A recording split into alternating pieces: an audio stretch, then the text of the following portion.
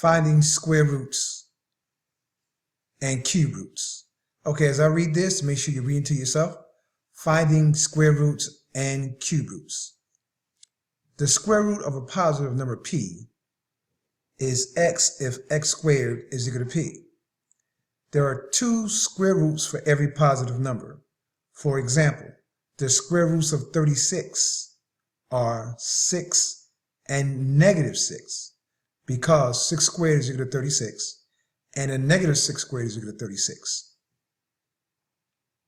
Now, so far, you may have only learned that the square root of 36 is 6, because 6 times 6 will give you 36. What you may not be aware of is that a negative 6 times a negative 6 is also 36, because a negative times a negative is a positive.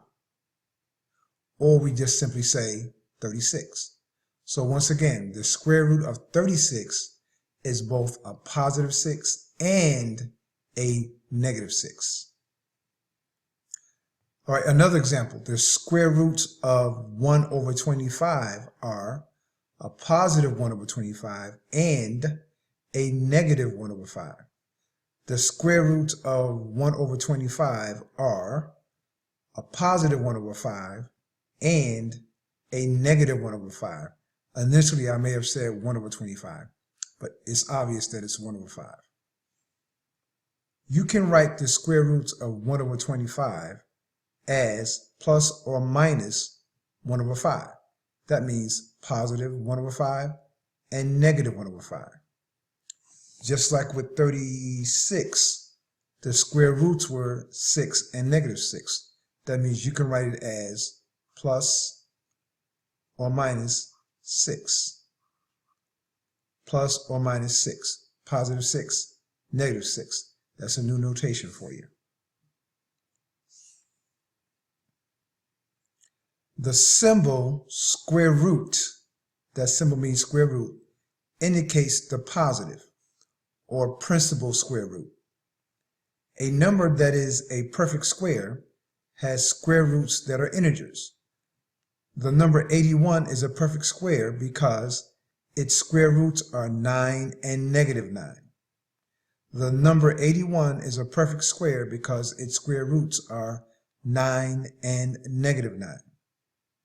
Once again, the number 81 is a perfect square because its square roots are 9 and negative 9. Now, the cube root of a positive number p is x if x to the third power equals p. There is one cube root for every positive number. For example, the cube root of 8 is 2, because 2 to the third power is equal to 8. Don't forget now, the cube root of 8 is 2, because 2 to the third power is 8. So in other words, when asking for the cube root, I'm asking what number is it times itself 3 times would give me 8. What number times itself 3 times would give me 8? What number times itself 3 times would give me 8? And that number is going to be 2. 2 times 2 is 4. 4 times 2 is 8. So therefore, 2 is the cube root of 8. All right, now the cube root of 1 over 27 is 1 over 3, because 1 over 3, or 1/3 to the third power, is equal to 1 over 27. Once again, I'm asking myself, what number is it that when I multiply it against itself 3 times, it would give me 27? What number is it when I multiply it against itself 3 times, it would give me 27? And that number is going to be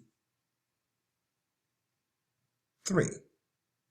3 times 3, that's 9, times 3, that's 27. Once again, 3 times 3, that's 9, and then 9 times 3 gives me 27. So once again, what number do I multiply against itself 3 times? would give me 27. That's the cube root. Okay, now that we have the information behind us, now we can do examples A and B. Solve each equation for x. X squared is equal to 121. X squared is equal to 121. I want to find out what x is. So I rewrite the problem, and then all I have to do is to take the square root of both sides. So here, put this in your notes, put a square root symbol over that one on that side, and put a square root symbol over that side. Now the square root of x squared is x. The square root of 121 we know is going to be plus or minus the square root of 121. Plus or minus. The square root of x squared is x. Now why is that? Because x times x is equal to x squared. There's a 1 there and there's a 1 there, and we got to add those. 1 plus 1 is 2. You learn about this a little bit later, but for right now, just do it from memory. The square root of x squared is x. And we know when we do the square root of 121, we have to have a positive and a negative version.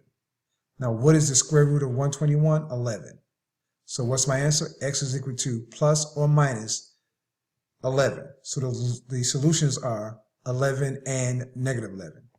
The solutions are 11 and a negative 11. Okay, now in B, we got x squared is equal to 16 over 169. They want us to find the values of x.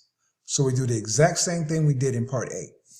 We're going to go through and take the square root of both sides. So square root here, square root here. All right, now that we're beginning to get this down, we don't necessarily need this step. All right, so now what's the square root of x squared? X. What's the square root of 16? 4. What's the square root of 169? 13. And we know we got to have a positive 4 over 13 and a negative 4 over 13. Don't forget, this is read plus or minus 4 over 13. So the solutions are a positive 4 over 13 and a negative 4 over 13. Okay, now here in example C, we're being asked to find the cube root of 729. We got x cubed is equal to 729. So what we're going to do here, we're going to do the cube root on both sides. So we write our cube root symbol. Notice I got a 3 on the outside. That means cubed root. So what is the cube root of x cubed? That's going to be x. Now what does that mean? What is it that when I multiply it against itself 3 times, it's going to give me x cubed? And that's going to be x. And that will look something like this. X times x times x is equal to x cubed. You probably haven't learned this yet, but there's a 1 there, a 1 there, and a 1 there. You add those 3 ones. Now we go to the other side. Now, what is the cube root? See the 3? What is the cube root of 729?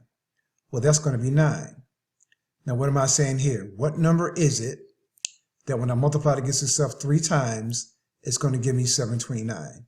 And that's going to be 9. So 9 times 9 times 9 is 729. 9 times 9 is 81. And then 81 times 9 is 729. Okay, now here in example D, we're going to do cube root, but now it involves a fraction, but the steps are exactly the same. So we do what they do here. They put the cube root symbol once again over the x cubed, the cube root symbol over 8 divided by 125. So we start off at x cubed is equal to 8 over 125, cube root symbol, cube root symbol. Now what's the cube root of x to the 3rd power? That's going to be x.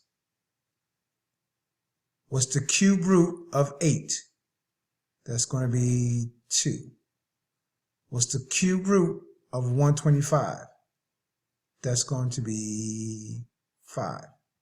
Once again, when I say the cube root of 8, what question am I asking?